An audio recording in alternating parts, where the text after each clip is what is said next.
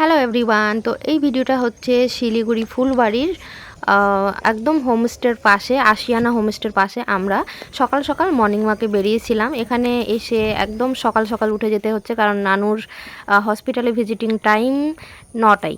তার জন্য early morning সবাই উঠে যায়। তো আজকে সকাল সকাল মাসি আর আমি বেরিয়েছিলাম। এখন রিটার্ন হচ্ছি হোমস্টেতেই। তো আসার পথে তো আমরা কোথায় গেছিলাম সেটাও বলি। আমরা ফার্মে চলে গেছিলাম, কাউ ফার্মে। মাসি বলছিল তুই একা একা গেলি সেদিন, দই নিয়ে আসতে, আমাকে সাথে নিয়ে গেলি না। তো তখন আমি মাসিকে বলেছিলাম আচ্ছা তোমাকে একদিন সকাল সকাল ঘুরিয়ে নিয়ে আসবো কাউ ফার্মটা, আজকে তো রৌদ্র উঠে গেছিলো তাই নিয়ে যাইনি। তো মাসিকে নিয়ে কাউ ফার্ম ঘুরে এলাম, সাথে এক প্যাকেট দুধও নিয়ে এলাম, চাটা খাওয়া যাবে। আর আরেকটা জিনিস সাথে নিয়ে যাচ্ছি, সেটা আমার হাতে আপনারা দেখতেই পাচ্ছেন। এইটা হচ্ছে ঢেঁকি শাক। এখানে যেদিন থেকে এসছি সেদিন থেকেই দেখতে পাচ্ছি এই এরিয়াটাতে প্রচুর পরিমাণে ঢেঁকি শাক হয়েছে, যেটা কিন্তু কেউ চাষ করেনি, ন্যাচারালি হয়েছে। রাস্তার ধারেও প্রচুর পরিমাণে ছিল, কিন্তু রাস্তার ধার থেকে তুলিনি, নোংরা টোংরা হয় রাস্তার ধারে। নেমে পড়েছিলাম একটা জমিতে, আর মাসি আমি দুজন মিলে এক মুঠো শাক তুলে নিয়ে এসে সাথে সাথে ধুয়ে নিচ্ছি। সাথে সাথে ধুয়ে কেটে রান্নাটা চাপিয়ে দেবো। শাক রান্না হতে এরমও বেশি সময় লাগে না, হয়ে যাবে 9টা বাজার আগেই। আর 9টায় আছে ভিজিটিং টাইম, 9টায় হসপিটাল যেতে হবে।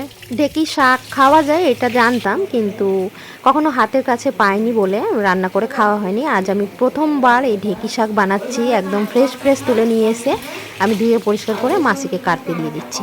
ধরো মাসি,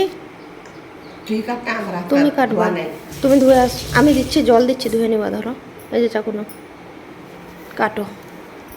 দাঁড়িয়ে দাঁড়িয়ে কত উঠবি বসবি। রান্নাও হচ্ছে, দিকে সব কামও হচ্ছে, একা যখন আর পারিস না।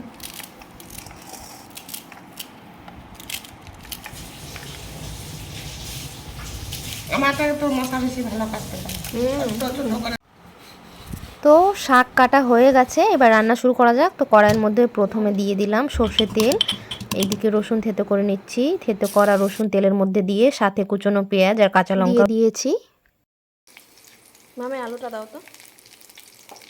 এই শাকটা বানাচ্ছি আমি আলু দিয়ে, তো আলু দিয়ে দিলাম, দিয়ে কয়েক মিনিট নাড়াচাড়া করে নিচ্ছি।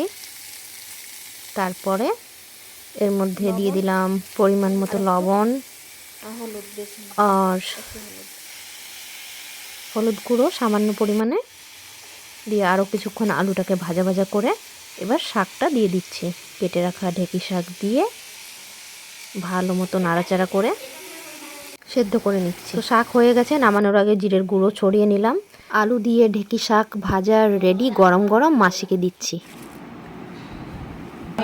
মাসি, মুড়ি দিয়ে শাকটা খেয়ে বলো কেমন হয়েছে। টেস্টি, ভালো টেস্টি আছে।